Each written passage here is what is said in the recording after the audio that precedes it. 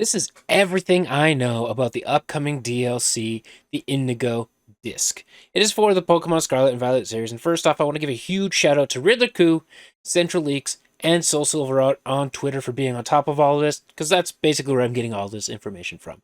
First, from the Pokemon Company, however, we do have a release date of the games with the DLC codes, and that date is Friday, November 3rd, and I'm really hoping that Indigo Disc is released with that.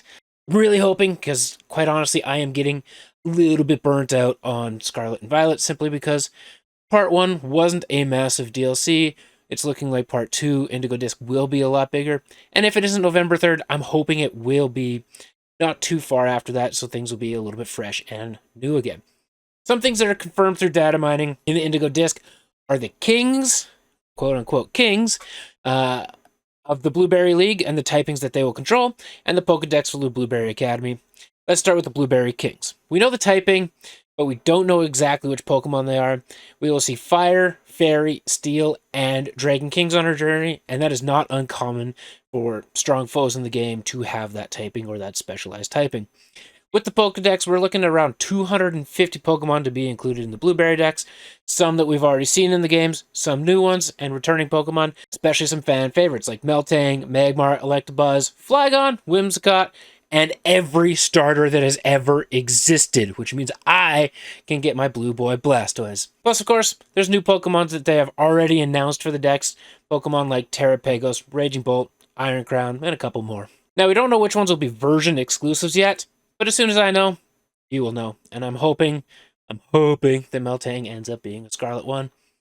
But I doubt it. Also, a small little fun fact of one of our new favorite friends, Diplin, will be getting an evolution because Eviolite is able to work on Diplin, but as teased by Riddler Coup, it's basically going to be a Blood Moon Ursaluna situation, which means two things for us. Number one, it will not be available in the game as its own evolution. You'll have to complete a side quest to get it. And number two, he's teasing that it means more of our fan favorite side quest character, Perrin, which I know will make a lot of people very, very happy. Also confirmed via data mining, there is a 19th Terra type that will debut on the release of Indigo Disc and will likely be only a Terra type and not an actual Pokemon type. My gut says it's going to be tied to Terrapagos. It only makes sense that way, but we will have to see and we'll have to find out. There's also going to be a mythical Pokemon that can be catchable in the DLC, much like there was in Sword and Shield. This was leaked or teased by Central Leaks. We don't have a confirmation on which one is yet, but I want Jirachi. I don't know why I want Jirachi. I just want Jirachi, all right? This brings us to the final spoiler before a fan theory. Now, this is kind of big. There is a new legendary Pokemon confirmed. It has the code name of Dokutaru, which I'm probably butchering the pronunciation, but basically it means that it's poison and Momotaro combined. Many people are referring to this as the Peach Pokemon, and it was actually teased twice in the DLC, and I'll show you some pictures right over the slides now as to where it was teased. One is basically in the store right at the very beginning of the game, or on the DLC part of it, and another part is actually in the cutscene when you're getting the story by Grandpa of the mask maker and stuff. You can actually see a corner of it there. But it is said to be a poison-type Pokemon. It was the leader of the Loyal 3. And if you noticed on the Loyal 3, they all have like a pink ring around their neck with some bubbles behind it. They're basically saying that that could be the poison gas that our friend Dokutaru is using to make them evil, control them, whatever it is. But it is also potentially what brought them back to life in the Teal Mask, where we've seen that big purple blast of aura come out of the ground. With that being said, that big purple blast coming out of the ground kind of ties us into a fan theory that is involving Kirin. Basically, we start to see a demeanor change in Kirin when he first becomes very, very obsessed as becoming powerful as possible. And noticed in a fan video of the DLC playing, going and breaking it down frame by frame, for a split second and a few frames, you can actually see that his fist is surrounded by a purple pinkish aura.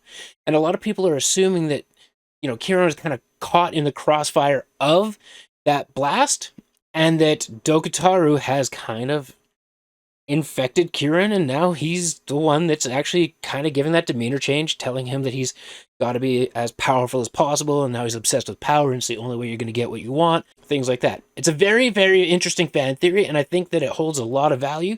I think it holds a lot of truth, and I think that it's something that makes a lot of sense. Now, of course, we will only find out when the DLC comes out, and we don't know when that is. Again, I'm hoping November 3rd. And again, these things are unconfirmed by Nintendo or Game Freak themselves.